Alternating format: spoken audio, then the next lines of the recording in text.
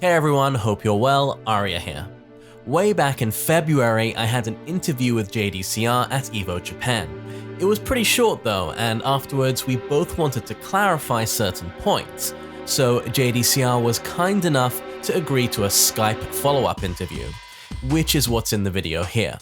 Apologies this has taken so long to get out, it's been a hectic couple of months. I've tried to leave the editing to a bare minimum here to preserve the authenticity of our conversation. If there are cuts, it's mainly just to save time between talking points. Before watching though, I just want to talk about JDCR's own channel. Would highly recommend going there and checking it out. Turns out, not only is he a world-class player, but also a fantastic content creator. There are some excellent tutorials on Tekken fundamentals, some fascinating insights into his life and the South Korean Tekken scene, as well as some fun stuff like vlogs and stream highlights. Rage drive, rage drive, rage drive. Oh! Oh my god! God damn.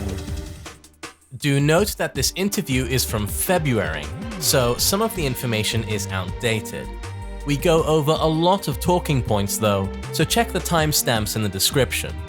JDCR and I will be having another more up-to-date and relevant interview soon about Season 3, so stay tuned for that. But in the meantime, here we go. Good morning, how are you? Hey, hey, hey. Hey, what's up? Good, good. Do you hear me? I hear you just great. Can you hear me properly?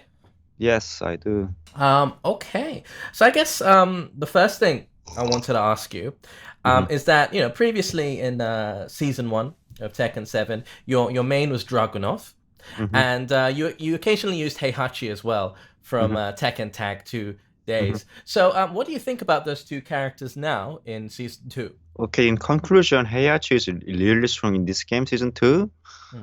And Dragunov, of course, he's nerfed right now. Yeah. So first, I think Heihachi, he's really stable, I think. And his combo damage is really high. And then the thing is, he requires a lot of execution, like precise execution. That's the thing. And then also, everybody knows Heihachi. That's what makes him very difficult in a tournament. But Dragunov, I don't think he's like at low tier, but I don't know. You know, he's down 2 is like. Oh yeah. I feel somehow I feel it's too much nerf. Well, you know, that's interesting. I mean, some players were thinking it's a massive nerf. Some players think it doesn't affect him that much, and some players, in some ways, they don't call it a buff. But for example, I watched a video by Aris. Now he's standing, I'm crouching, and I'm at -1, right? But he can't do a while standing 4. Before, the idea was they're either gonna challenge or not, right? And the solution was they're gonna challenge with a while standing 4. But now that they're standing, they don't get a while standing 4. I think that them not having access to an 11 frame mid retaliation that sometimes tracks both ways or one way or knocks down is a good thing for Dragunov. But overall, I mean, would you say the down 2 is a massive nerf? I think I would say it's a massive nerf, of course. The problem is very hard to keep pressure on from down 2 because our -1, -1. So it's not like Season 1, definitely. Besides down 2, they nerf the other things as well. I wish they had like affect the running 2, same as Season 1, like tracking more a little bit. He got nerfed, but again, he's not that bad in this game. Still okay, I guess. I mean, a lot of players still put him in top 10. Would you put him in the top 10 characters? I mean, there are a lot of strong characters in Season 2. Everyone is super strong in Season 2, I feel. Yeah.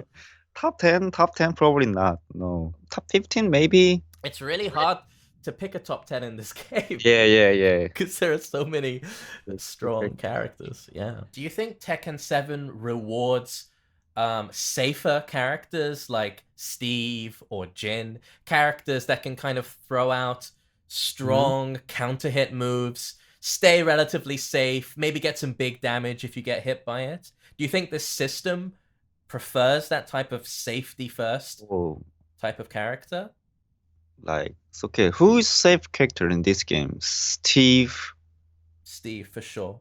for Jin, sure. yeah. Jin, yeah. And I think Law, if you could play him correctly, can be oh a yeah, safe character. yeah. And who else?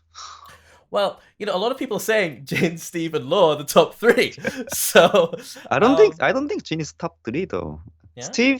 Steve might be top three. Low might be top three. I mean, who would you say is the best character in the game? Still low Kazumi, I think, because they require like legs execution. Yeah. If we do like 100% perfect execution, maybe Heihachi, Armor King, Devil Jin, Kazuya, probably, but that's impossible, I think. Yeah, I mean, Kazumi received quite a few nerfs in Season 2, so some players are rating her down a bit, but she still gets results in tournaments. And, as was very obvious in Evo Japan. What makes you think that Kazumi is top 3? Is it the ease of use? Is it the yeah? Because she has good movement, but more than that, she has very easy execution, right? I'm not talking about just like about parking moves, but she has a good movement, and then the thing is, in every step, in every movement that we make, in each frame, like one frame, she requires always easy requires. For example, let's say just you are in some situation, and then some player playing like Kazumi, Armor King, Heihachi. Between them, Kazumi is most easy character, right? To something like movement or side step back there, side step low parry, or side step punish. These two are required a lot, like because of the common input electric. So I noticed that this is actually very important that Kazumi players they might think less while they are playing. And it happens to me actually. While I practice Kazumi, I just feel like easy to focus on my movement because every inputs are very easy. Yeah, I totally know what you're saying. I think there's a difference between how strong a character is on paper and how strong they are in a real life situation. Because we're human, we make mistakes, and the more kind of brain power you have to focus on your opponent, to focus on the movement, that's a big benefit for the character. I feel that in Season 2 there was a focus from the developers to nerf the easier characters like Kazumi, Jack, Shaheen, and maybe buff the more executionally difficult ones like Mishima's. But do you still think that these executionally, like Kazumi, Jack, Shaheen, do you still think these characters are strong tournament-wise? Especially Kazumi, because of her movement. Shaheen is good too, but Jack 7, I would say I'm not sure. I would say he's big character, but maybe different than these two others. I mean, his forward 1, the tracking was hit pretty badly in Season 2. I mean, have you talked to Saint about that? I mean, how does he feel about this change for Jack? I mean, I didn't manage to talk to him at the tournament. Of course, he doesn't like it. He doesn't like the change. Sure. Yeah. Yeah, I think he still likes Jack. The thing is, he used 441 kind of same way that it's not gonna be whiffed as a Season 1, like dash 441, sidestep 441. It's very annoying. Yeah. Sure, you gotta mix up the timing a little bit. You gotta be a little bit more unpredictable with it. Yeah. So in Season 1, everyone generally agreed Devil Jin was the best Mishima. Then Kazuya, then Heihachi. Heihachi being the weakest. I'm not sure if you agree. I mean, now, how do you think it stands? How do you think the Mishimas stack up relative to one another? Do you still think Devil Jin's the best? Heihachi's the weakest? Or, I mean, how would you rank them? If we were talking about the level of execution, the Devil Jin is the best, probably. Because the mix-up, 50-50 strong mix-up. But at really high level, where people execute 100%, probably Heihachi might be the best, probably, but we never see it, probably never. So you think Heihachi has the biggest potential out of all of them, Yeah, but he's also the hardest to use. yeah, I think so. I think so. Yeah. Yeah. I definitely agree with that. I mean, a lot of people think Heihachi is straight up the hardest character in the game. You Mm-hmm. have a lot of moves to consider. You have the executional demands as well. There's a lot to factor in with that character. Okay, so do you think you'll be using Dragunov or Heihachi in future tournaments, or do you want to stick to Armor King? For at the moment, I want to just stick to Armor King because I want to try him, and he has been my main back in Tekken Tag 2 and Tekken 6. Yeah. So it's like new challenge for me. So I don't know. I haven't found, and people probably haven't found like good stuff from him yet. Like I may probably he should be like a little bit low rank at more than like a little bit lower than Heihachi probably. But I just wanna try him, wanna get experience with him, and then people probably wanna see me play Armor King as well. But still, I have experience with the Heihachi and Dragunov, but especially I like Heihachi, so I might be using Heihachi at a tournament, but at the moment I'm thinking about only Armor King. Okay. I mean, your Heihachi is certainly a fan favorite. Everyone is cheering and whooping whenever you Yeah. pick him. You guys have a pair of characters. JDCR has already brought out Heihachi earlier today. He may bring it out again. He's hovering it. Yo, his Heihachi has been He looking picked really the creepy. Heihachi. The Heihachi is back. Let's go. Granddaddy Mishima. Looking at the top 50 in Evo Japan, I think you were the only player to use Armor King. I don't think I saw anyone else in the top 50 using him. Do you think this is because he's new and people are still unfamiliar, or do you think this character is a viable top level kind of character? I think there are two reasons. First, he's very very new yet, and then second is there is no like good move, like typical good move.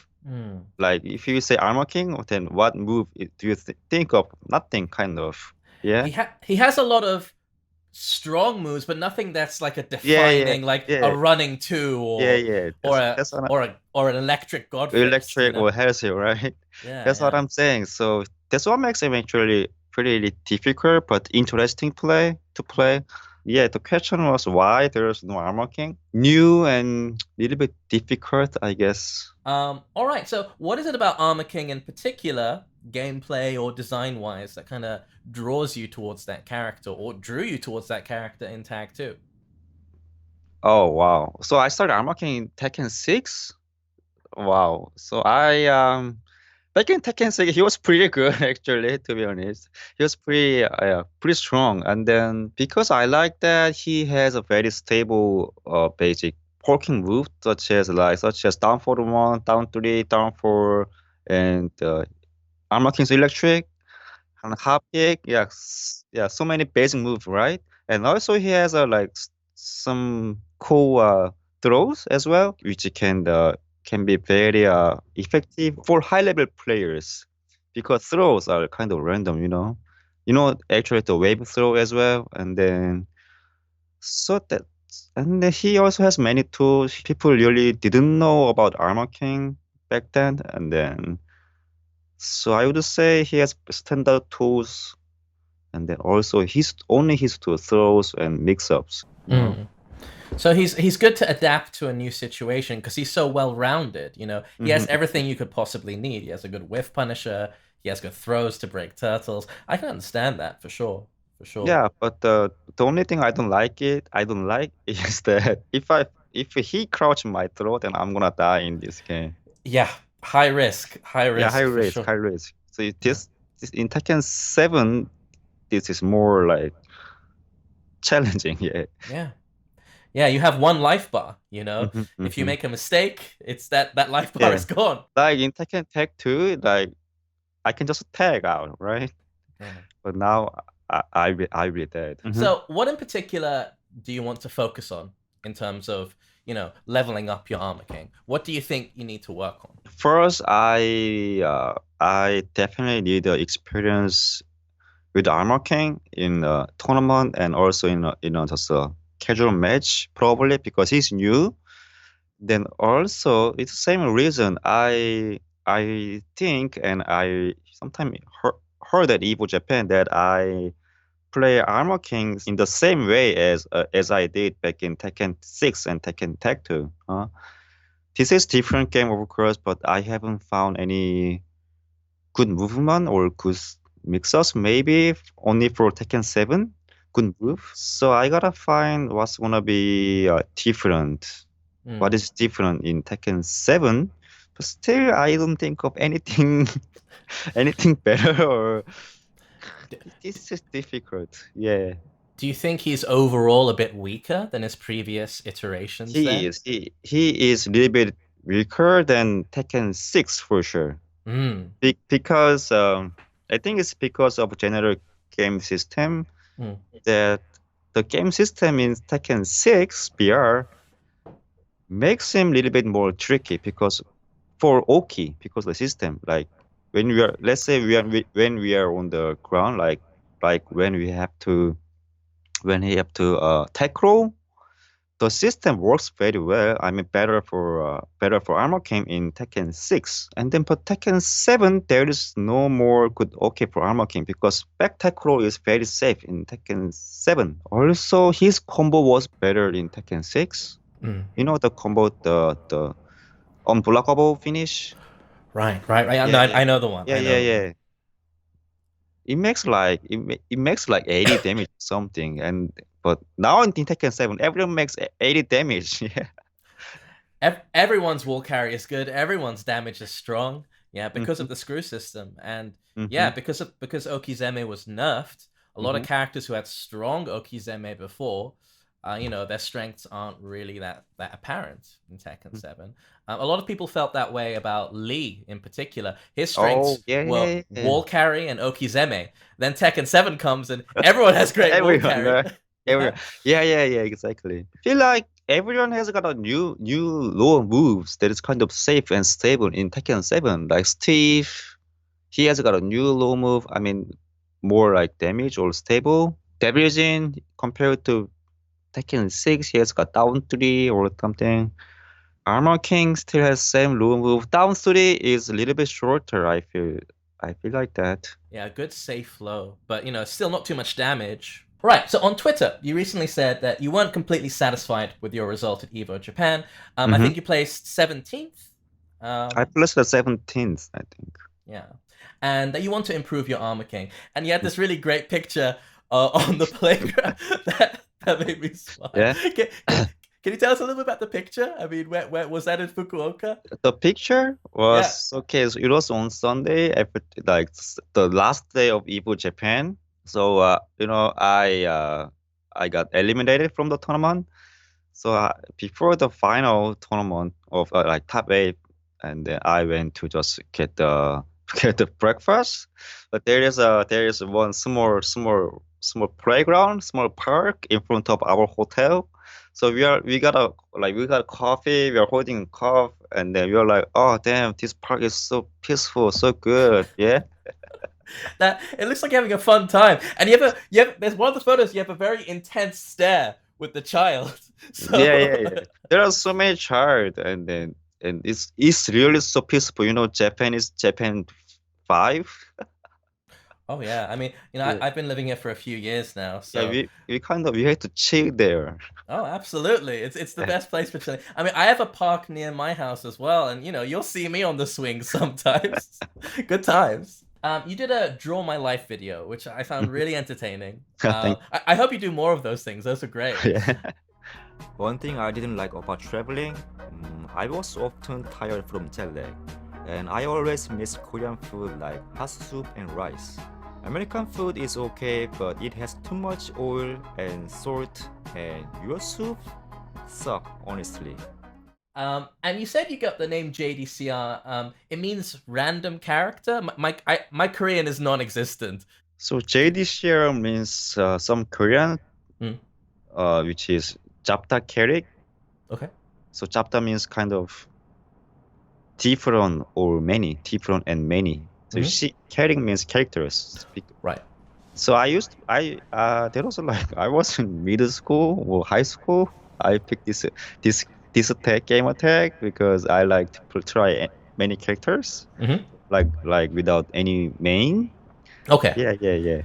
Oh, so you kept hopping around from different mains, and you didn't Yeah. know who you wanted. Okay. Of course, my main was Mishima back then. Uh-huh. Yeah, but yeah, I like to play others. Sure.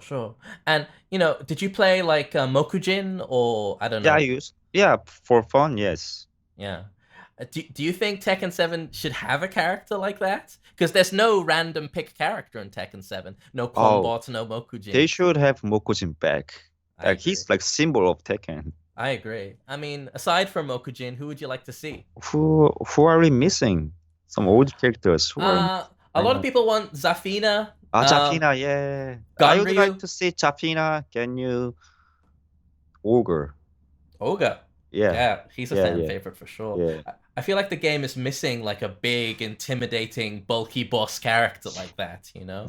yeah. Um, any guest characters you'd really like to see? Oh, Rugal from King of Fighter.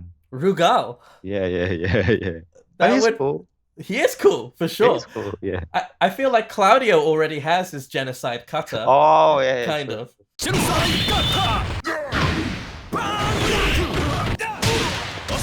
Yeah, but he's the one I would like to see. All right. Yeah. We might have to email Harada on that one. All right. So, next question. I live in Japan, and a lot of arcades have been closing. Mhm. I mean, I first came here not to live, but I came here in 2008, and I used to play in an arcade called Joybox in Shinjuku. And Wow. do you know the place? Have you ever I've been? been there only once. Yeah, it's some 8 years ago, 9 years ago. strong players there, and that closed, and then I felt that was the beginning of the end in a way. That Oh, okay. ever since then, I feel like more and more like little arcades where strong players collect together have been closing. I mean, the big ones like Taito Station still stay, Mhm. but more and more the kind of the local game centers, the ones with the good prices, the ones with the kind of where the community really hung out with each other, those are closing, and it's a real shame because especially with Tekken 7, when that came out, it came with online play, and I would go to arcades and I would think, I'd be sitting there and there are players everywhere, but we're playing against people in another city, and I think, what's the point? Yeah, true. Yeah. So, how has arcade culture changed in Korea recently? And again, do players play offline as much as they used to, or is this the same shift to online? The arcade culture in Korea is totally different than Japan Okay. because from what I see, the arcade industry is kind of like big franchise in Japan, right? Probably like Yeah. Sega, Oh yeah, we have the Taito Station. That's right. There are more, right? But here in Korea, arcade is like personal shop for just like for one boss, right? Sure. So arcade culture 15 years ago, 20 years ago, back then arcade was really popular with any games. Fighting games such as King of Fighters, Tekken, Tag 1, and rhythm game, Pump, DDR, yeah. Somehow there was one rival, which is PC Cafe in Korea. Sure. It shows up. That's the biggest thing because PC Cafe is really cheap, like $1 per hour, That's crazy. cheaper than $1 back then. Okay, Yeah. but Tekken is like how much does it cost? Like 20 cents for one game, huh? First, Tekken only cost like arcade games cost only 10 cents back then, like 15 years ago. So that's why I think Tekken Tech 1 was really popular in Korea. But Tekken 6, as time goes on, the PC Cafe stays as the same fee, 50 cent for an hour or $1 for an hour. But the Tekken or arcade games price, they always go up. Yeah. Yeah. So like new players who never experienced the both PC or arcade, they probably will go to the PC Cafe cheap. cheap and bigger community for any games, yeah, StarCraft, League, anything. So no more new players for Tekken, and I mean for any arcade game, King of Fighter, reading game, no more new players, and the arcades start to close. Also, Tekken 7 came out with online with the 50 cent. Still, PC cafe costs $1 for an hour. But Tekken 7, 50 cent for 5 minutes or maybe for 10 minutes. Of course, people quit it or never try it. Yeah. And they're still online. Why would you go play online at arcade? Yeah. We had a great offline community culture. We used to meet people. We used to hang out together. We used to learn each other, like talking about Tekken. We just hang out, right? We lost the culture. We lost the benefit of price or offline culture, like everything. There's no more special thing other than the PC cafe, which is cheaper, bigger community. So yeah, that's the reason I think this is difficult. Do you think that the level of play in Korea is getting worse because of the lack of access to arcades and communities and offline play? I'm not sure. I think so. I mean, still it's difficult because still we have YouTube or online live streaming. Of course, everyone's saying that they might be more helpful for learning Tekken, right? But offline play is still very factor of me for me. More than that, I mean, offline is more interesting and fun, right? So I think it affects kind of interest of people. So since online came out, I saw many people quitting, going to arcade. They still play at home with a PC, but still different. It's a real shame, you know. I feel that online and offline play, even when it's at 5 bars, even when the conditions are optimal, it's fundamentally a different experience, you know. And I think, you could see this particularly in Evo Japan. A lot of the of course, Arslan Ash won it, and his play is there are lots of very subtle side steps and very particular movement. Oh, look at it. He's just harassing him with these down forward ones. The community there doesn't play online at all. It's all offline. Or so I've heard. I haven't been there. I know a few players are planning to go to Pakistan to do a documentary or something on the scene, which I'd be interested to see.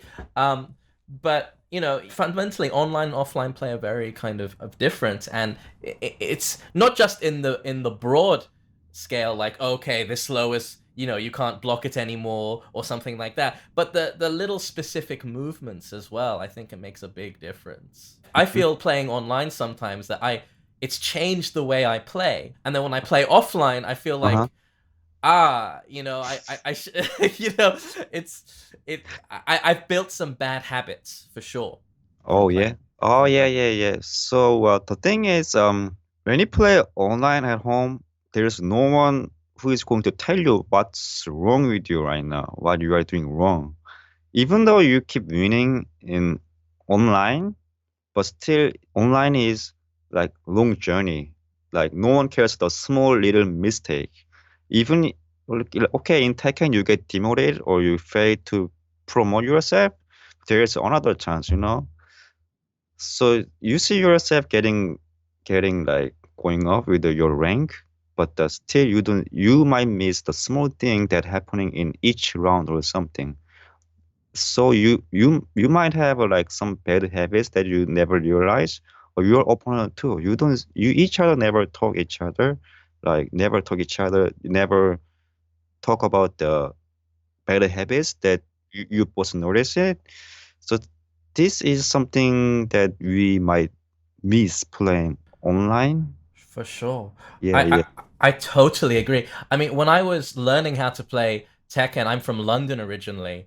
The way I learned was when I lost and I got beat and I lost again and again and again, I talk to the players Yeah, and we yeah. communicate, and that Yes. communication is so vital. You Yeah, know, yeah. it doesn't just make the game more fun, Yeah, making yeah, friends yeah, through the game, yeah. but you also learn that way. Yeah. And I feel like if you just, because a lot of players online, they kind of cherry pick the opponents they want, like oh, this character I don't like, this player no Oh. rematch, you know, and they tend to only play against the characters or players they want to, and there's no communication, and the development is not there, which is a That's shame. the way I learned Tekken as well. The thing online is you might only want to win the game. Let's say during online match you notice that your opponent doesn't break throw that much, then you would want to just go for throw. Oh, he doesn't break. I'm gonna go ba ba ba ba ba. Yeah. This might be a bad habit for in a long term. Sure. Yeah. I mean, there are certainly, certain characters and certain playstyles that really benefit from a few frames of added delay. Like, I feel that any character that has a strong 24 to 26 frame low, like, have you watched Main Man's channel? He plays Noctis quite a lot, and Noctis has the down back 2 spear, which is very hard to block online, and he's got lots of videos about that, and he's got this thing called the Church of Ora. Take a watch. It's quite fun, actually. I enjoy watching his videos.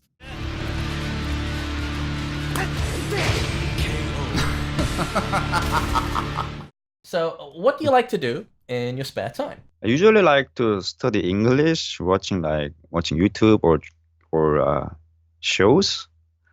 And then recently I started YouTube and Twitch streaming, but I more feel I feel like YouTube is pretty interesting because I create some content and then it lasts like forever unless I delete it. Then people can watch it and people learn from what I'm saying on the videos. And then the thing is they always can rewatch the video whenever they want to, whenever they want. YouTube, also I watch a lot of YouTube videos as well. It's quite fun, interesting. You can learn a lot. YouTube is amazing right now. Yeah, so studying English, creating something on YouTube, and sometimes hang out with friends. Your videos are really, really well made. I mean, did you edit those videos, or did you learn how to do video editing? And yeah, I mean, my video requires very small skills, very little skills. So I don't do many edit. I just cut the scenes, then that's it. That's the only thing I do. Like, yeah. They're very professionally put together, very concise, very succinct, slick, and to the point. That's something I really like to see in videos. Yeah, thanks.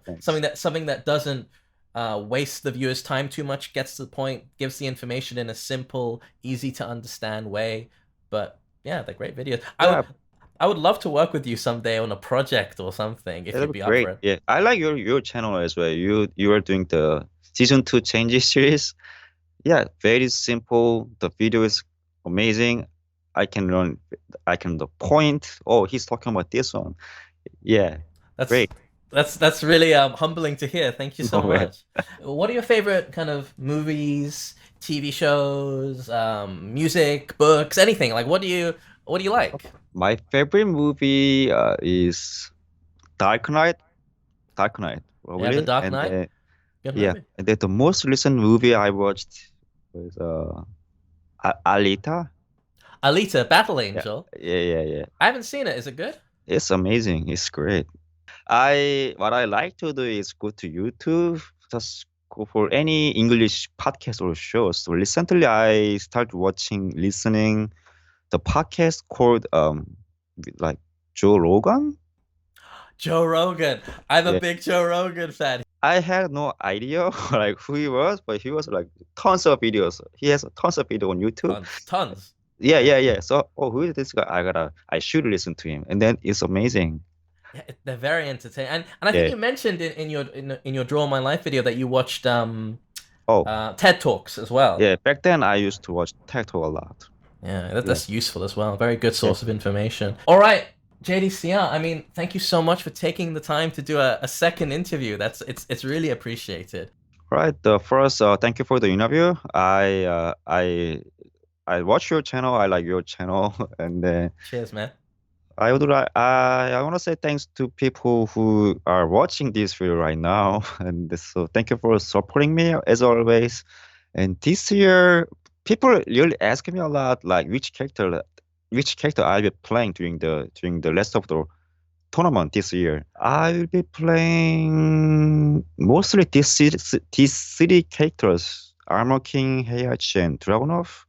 But I think I want to focus mainly on Armor King right now. But I might change my mind.